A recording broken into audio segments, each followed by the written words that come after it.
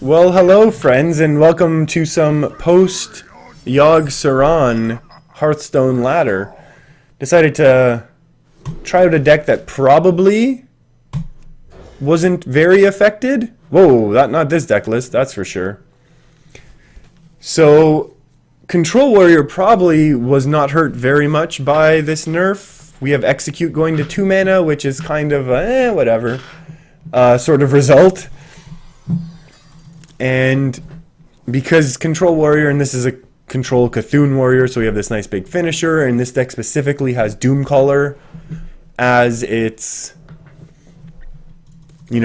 silly finisher against Warrior, we can actually pull that off. And what I mean by that is we have a Doomcaller in the deck, which if Cthulhu has already died, it puts another copy in your deck. But we also have a Bran Bronzebeard in the deck. So if we're able to hit either Bran or the Doomcaller with an Emperor Thaurissan, we can then play both of Bran Bronzebeard and Doomcaller on the same turn, therefore putting 2 Cthulhus in the deck, potentially playing 3 Cthulhus in a game, which is usually far too much for any deck to handle, even a super control-y warrior like we might be coming up against, as they're thinking about whether or not they should just play a 2-mana 2/3 on curve. Life is tough. I made that decision a little bit easier, which is fine. It's okay if you take time to think about your turns. I know sometimes I don't, which is a bad thing. So I tried out a little bit of mid-range Hunter to mixed success. I obviously wish I had mid-range Hunter right now. This is kind of very good for me, I think. I'm tempted to Acolyte of Pain in order to get some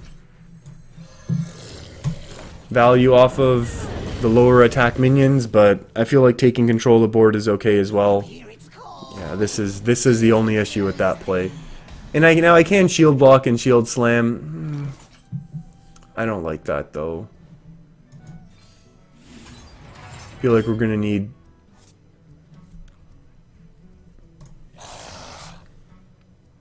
what's he gonna do next turn? I'll have 5, I'll potentially have 6. That's fine. I can Disciple of Cthulhu this down after, and yes, he gets 2 procs off of this, which is sad. Ooh, at least. Might have a monkey off in this game, which means we're in for a long one, but that's okay. Yeah, it's okay. His Cthulhu's a little bigger, but that's okay.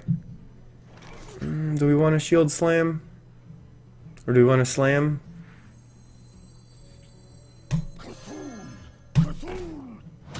It doesn't really help us right now, though, is the issue. I mean, it helps us cycle, which maybe we want to do. We can put a little pressure on our opponent. There we go. There's our release. I knew she was around there somewhere. So we're going to have to save our Sylvanas, I think, for a big... It's fine. So it looks like we might be playing very, very similar decks. Alarmingly similar decks, perhaps. So this is pretty good. Ordering doesn't matter there. We're going to be saving our Sylvanas for a post turn 10 or turn 10 or later, basically to counter our opponent's Cthulhu for as much as we can. The only way that really works is if we're able to bait out some removal, otherwise we're just using different types of removal on each other, that's fine. I'll play Acolyte of Pain and Armor probably here.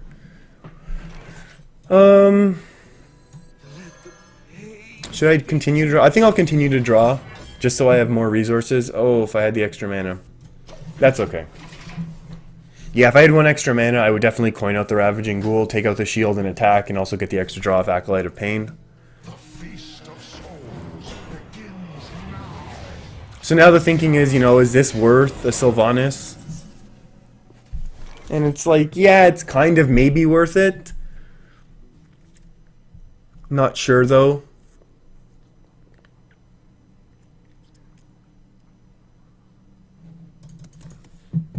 If we just do it this way, we gain our 10 armor, but maybe we're gonna need that with a shield slam removal.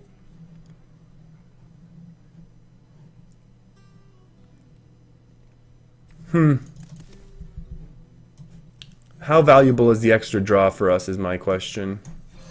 I think I'll take an extra draw. That's also a very good card to see. Maybe I should have attacked before I played that. I definitely should have attacked before I played that. Yeah, okay, we're not going to Bran anyways, that's fine. And we'll just armor, and now we'll pass. So, the reason I did that is because, I mean, if we're able to start Gorehowling his big minions down now, this is kind of fine as well. Ooh, he's got a lot going on there. I don't know, I'm sure I have one Brawl in the deck.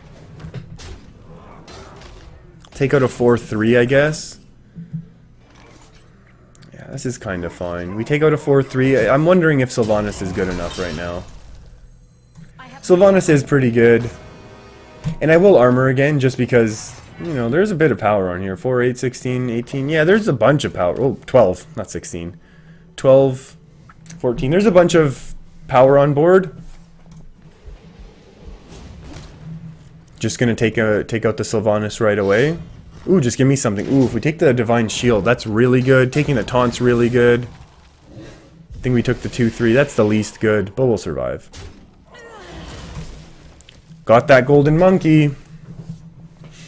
I'm tempted to Cthulhu this turn. I'm going to. Gorehowl's kind of bad news, right? I'll take out the 4-1, then armor up. The only issue is if our opponent has their Cthulhu, we lose, right? Maybe not. 6 power on board? No, that'll get removed as well.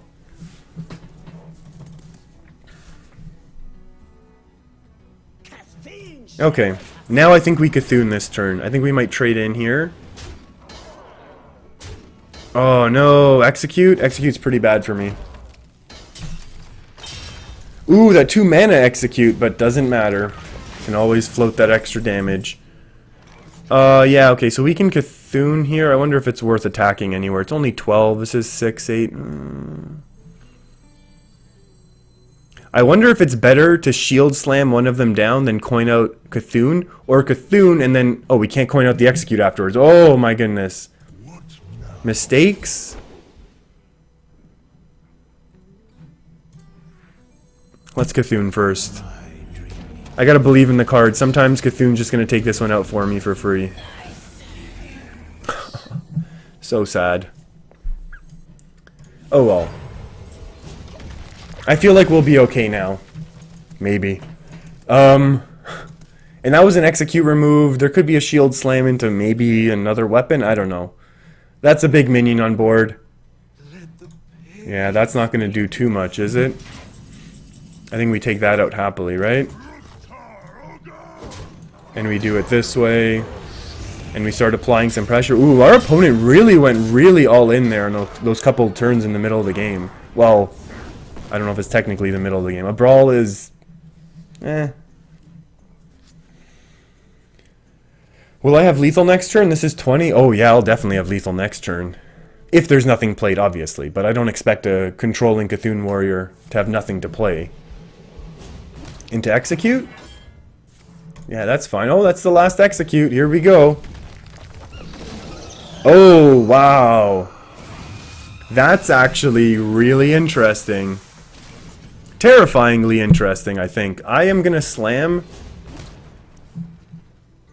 That's really good. I want to Execute. Oh. You know what? I don't want to leave anything up right now. Let's draw. Oh, I should have drawn the card first, actually. That was a very silly play by me. Okay, that's fine. Yeah, we'll leave this. Here we go. As long as our opponent doesn't draw a rag who hits our rag, or a Deathwing, we're okay. Even Deathwing I think we could stabilize from, potentially.